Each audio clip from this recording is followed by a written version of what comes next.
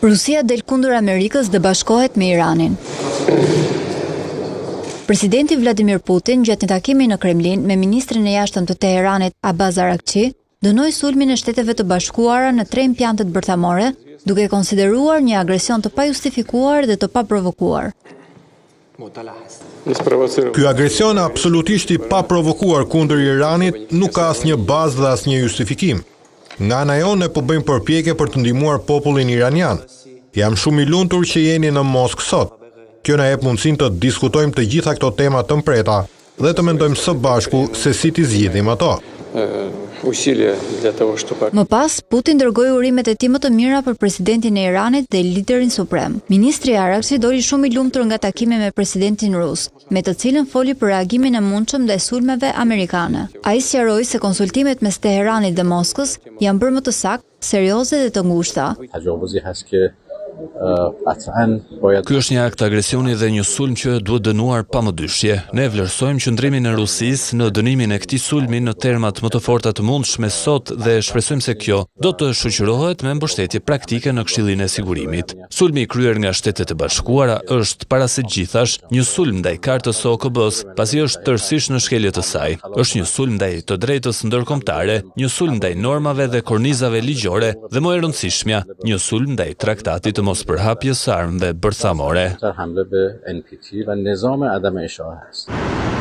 Ndër të tjera, ministri tha se Rusia është në anën e duhur të historisë. Ky ishte materiali i cili shpjegonte qëndrimin rus të orëve të fundit, duke konsideruar për më tepër që përfaqësuesi i Rusisë Organizatën e Kombeve të Bashkuara vlerësoi se është hapur kutia e Pandorës, por ndryshe duke se mendon Donald Trump i orëve të fundit, i cili ka një ndryshim të një standardi tjetër në përgjigjen që ai ka dhënë në median që ai përdor, që është Truth Social, është kjo që ai ka shkruar. Po lexojmë pak nga fjalitë e tij, meqense janë 3 reagime të njëpasnjëshme dhe ne nuk kemi kohën televizive për të lexuar të treja, por dua një sqarim dhe një analizë nga panelistët në minutat e fundit. Trump flet për një Iran i cili zyrtarisht është përgjigjur shkatrimit të objekteve bërthamore me një përgjigje shumë të dobët, të cilën e prisnim dhe e kemi kundërshtuar në mënyrë efektive. Janë qelluar, thot Trump, 14 raketa, 13 u rrëzuan dhe një u lirua sepse po shkonte në një drejtim jo kërcënues.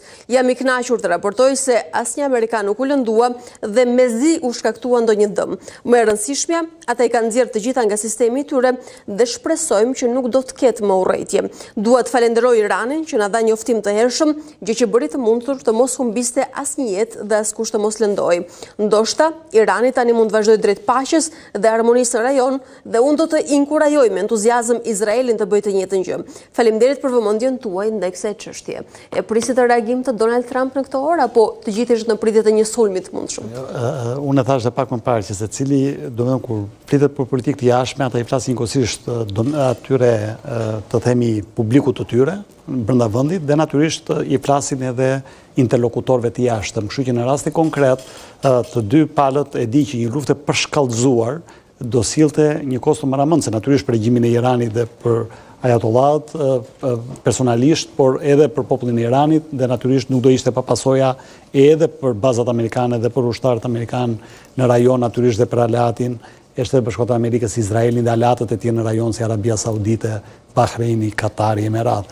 Kështu që në këtë sens mendoj që depërshkallëzimi do ishte arma e durë dhe kjo u vure qysh në orët e para të këtij mëngjesi ku pa që bursa, ajo që në fund të ditës ka informacionin më të saktë se kushdo tjetër prej nesh, dhe me të nuk lëvizi në drejtim të rritjes menjëhershme të çmimeve të naftës apo të arit apo të bitcoineve apo të përkundrazi u vure që kishte një stabilitet në bursë, u vure që nuk pati përshkallëzim të tensioneve, madje dhe në lidhje me atë që po thoshim pak më parë për ndryshime regjimi e gjitha, po lexoja tani deklaratën e fundit Macronit, i cili duke i goxha i rezervuar jo vetëm për ndryshim regjimi dhe tha gjithë vendet e rajonit janë kundër asaj, gjithmonë në raport me çfarë ndryshim regjimi flasim gjithmonë të njëanshëm dhe nga jashtë, jo ndryshim regjimin nga brenda. Pra, me interlokutorët të jashtëm. Tani ju po flisim ndërkohë keni edhe reagimin tjetër të Donald Trump, që është vetëm një fjalë besoj ju e lexuat paraprakisht, që thotë congratulations to world, it's time for peace, dhe drejt kësaj a mund t'ju pyesu në qoftë se jemi